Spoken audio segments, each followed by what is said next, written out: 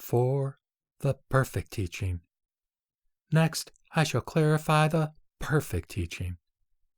Why is it called perfect? Perfect means not one-sided. It is different from the two previous teachings in that it is direct in its explanation of subtle reality. It is different from the graded and differentiated teachings in that its teachings are perfectly integrated and unobstructed. Also, its teaching, reality, wisdom, severance, practice, levels, causes, and results are perfect. Therefore, it is called the perfect teaching. What do you mean by direct in its explanation of subtle reality and perfectly integrated and unobstructed? In the perfect teaching, from the beginning, one contemplates true reality, and objects are perceived as identical with the middle. One sees that there is not one color or odor that is not the middle path. One knows directly the true reality of the perfectly integrated threefold truth. From beginning to end, there is no Buddha Dharma that is not truly real. What reality is clarified in this teaching? It clarifies the truth of the middle path, which is beyond conceptual understanding.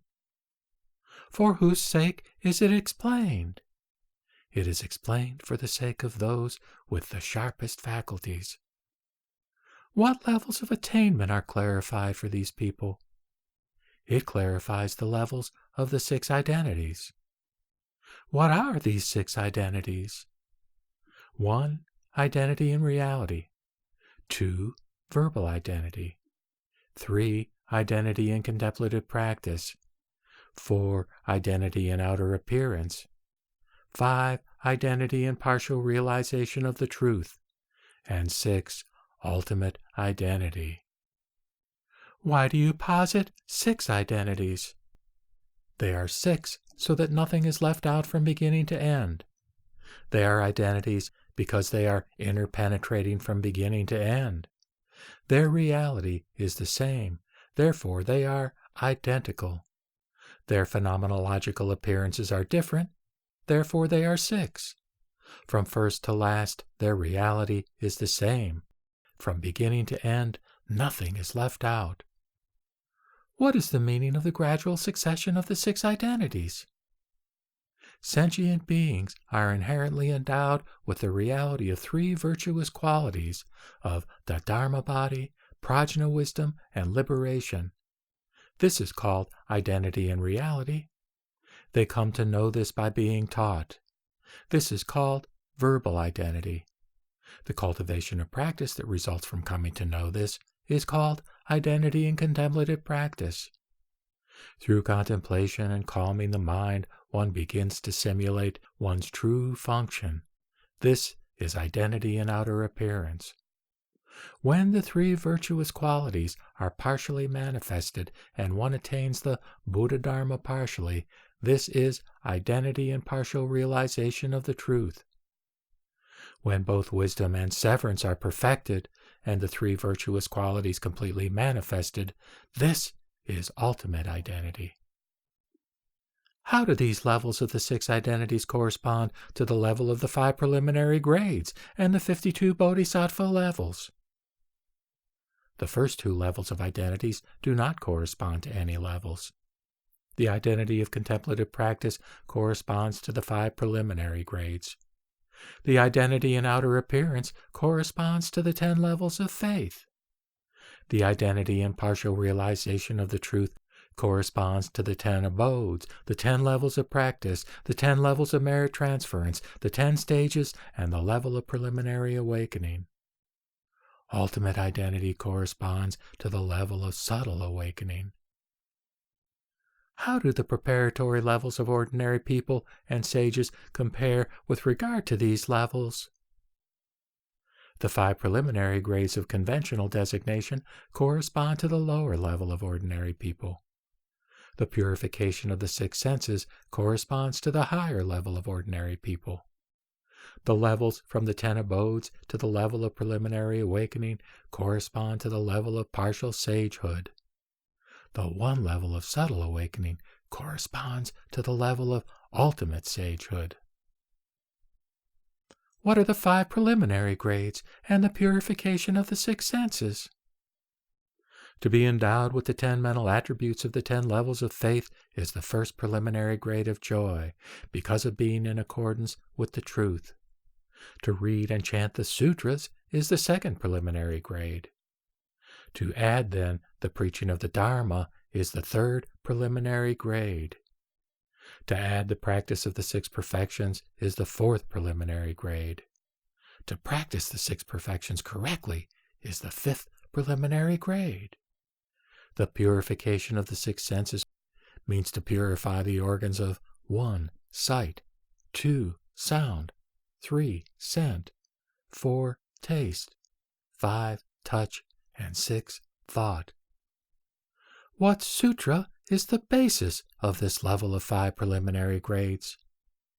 It is based on the 17th chapter of the Lotus Sutra, Discrimination of Virtuous Qualities.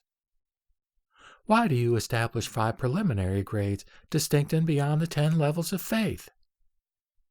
This is merely to distinguish differences and similarities. By similarities is meant that these 5 preliminary grades are included within the first mental state of the 10 levels of faith. By differences is meant that it is divided into 5 grades. These are differentiated now in order to illustrate the lower levels of ordinary people. What delusions are severed on the level of outer appearance, and what delusions are destroyed on the level of partial realization of the truth? On the level of outer appearance, one first spontaneously removes the delusions of mistaken views and attitudes. It is as in melting steel to make a vessel. One first gets rid of the crude impurities. On the level of partial realization of the truth, one destroys all the minute ignorance remaining in the 41 levels of the transworldly realm. How can we know that the delusions of mistaken views and attitudes are severed on the level of outer appearance, and that ignorance is severed on the level of partial realization of the truth? The Zhen Wang Qing says, the 10 bodhisattvas of goodness, the bodhisattvas on the 10 levels of faith in the perfect teaching, arouse the great mind of aspiration for enlightenment, and eternally depart from this ocean-like triple realm, which is a cycle of suffering. Therefore it is said that the delusions of mistaken views and attitudes are severed on the 10 levels of faith, or the level of identity and outer appearance. The Avatamsaka Sutra says, at the time of the first aspiration, one has already fulfilled complete awakening and fully penetrates the nature of the true reality of all dharmas. The essence of any and all wisdom is not realized from being taught by others. The Lotus Sutra says, the Buddha's knowledge and insight are exposed. It should be known clearly that ignorance is severed on the level of the first aspiration for enlightenment, which is the first abode stage. What is meant by ignorance is severed on the level of aspiration for enlightenment, which is the first abode stage? When one enters the level of the first abode, the severance of one is the severance of all, and the attainment of the one body of the Tathagata is the attainment of immeasurable transformational bodies. The Buddha is able to scatter his body in 100 Buddha realms, appear in the 10 realms of existence, and manifest his body of visible form everywhere in accordance with the capabilities of sentient beings, and to save sentient beings. If one fulfills complete awakening on the level of the first abode of aspiration, why is it necessary to go through the remaining levels? What is meant by fulfillment of complete awakening is to fulfill the partial attainment of complete awakening. The level of the first abode of aspiration is not identical to the fulfillment of ultimate complete awakening. How can we know this? The meaning can be known by the analogy of the lamp. What is this analogy? The analogy is this. If one places a burning lamp in a dark room, that room is lit all over. And if 2 or 3 or 42 lamps are added, the illumination increases accordingly. If this analogy is understood, one should know the meaning of all fulfilled in the fulfillment of one, and not fail to understand the clear difference between the beginning and end, and between illumination and darkness. With regard to what do you establish that all is fulfilled in the fulfillment of one, and all is severed in the severance of one? Fulfillment is established with regard to wisdom, and destruction is established with regard to delusions. Wisdom and severance are non-dual. The fulfillment of wisdom and the destruction of delusion are simultaneous. It should be understood as analogous to the fact that when the light arises, darkness is extinguished. The analogy of the lamps is from the Ta-Chi Tu-Lun.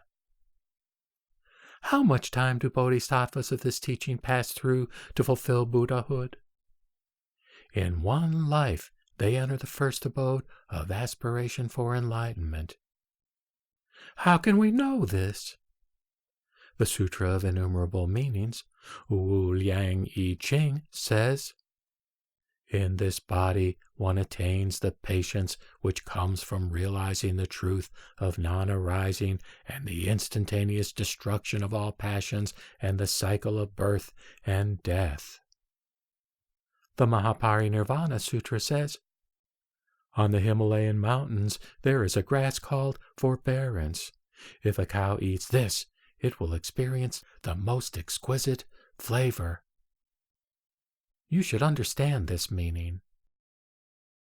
Should this attainment of Buddhahood in one lifetime be understood as the fruit of partial realization, or as the ultimate fruit of enlightenment? It is the fruit of partial realization, and not the ultimate fruit of enlightenment. If so, this one should be called a bodhisattva, and not a Buddha. One who seeks that which is above is a bodhisattva. One who seeks that which is below is a Buddha. What is ultimate Buddhahood in the perfect teaching?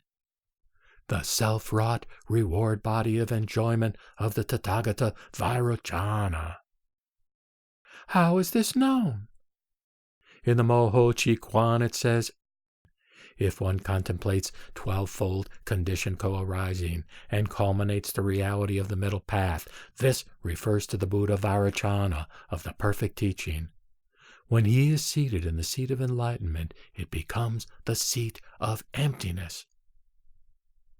The Siddharma Pundarika Sutra, Upadesa, says, "Secondly, manifesting the wisdom of the Buddha as reward body, and completing the practices of the 10 stages, one attains the enlightenment of eternal nirvana.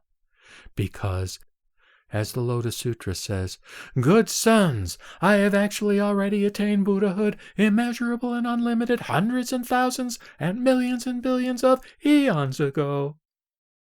The Sutra of Meditation of the Bodhisattva Universal Virtue, Pu Xian Quan Ching, says, "The Buddha Sakyamuni is called Vairochana who pervades all places. This Buddha's abode is called Eternal Tranquil Light.